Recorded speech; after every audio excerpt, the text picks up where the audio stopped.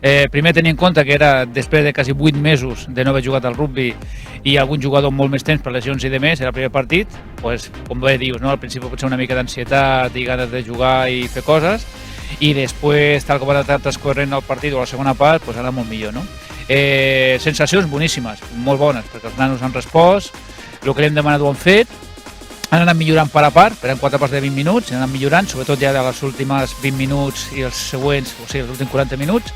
i la veritat que molt contents pels nanos, sobretot per retrobar-se amb el rugby després d'aquesta situació que estem vivint, que tornen a jugar al rugby, nosaltres per la nostra part molt contents i molt orgullosos de la feina que han fet els nanos, no?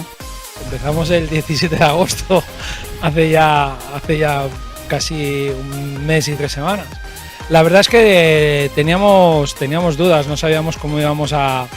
estar a nivel de jugadores, cómo estaba la situación, porque empezábamos esa semana justamente a entrenar y era todo incertidumbre y un poco de ansiedad, ¿no? Pero la verdad es que con los protocolos que se han seguido en la Samboyana, que hemos trabajado priorizando sobre todo el tema de respetar las medidas para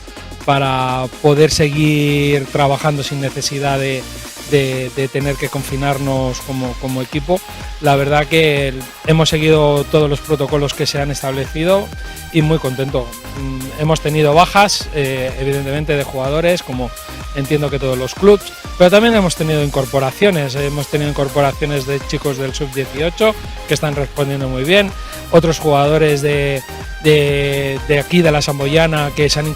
vuelto a incorporar este año con nosotros,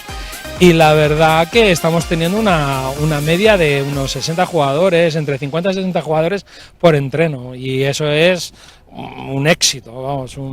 tal como estamos ahora mismo, yo creo es un éxito.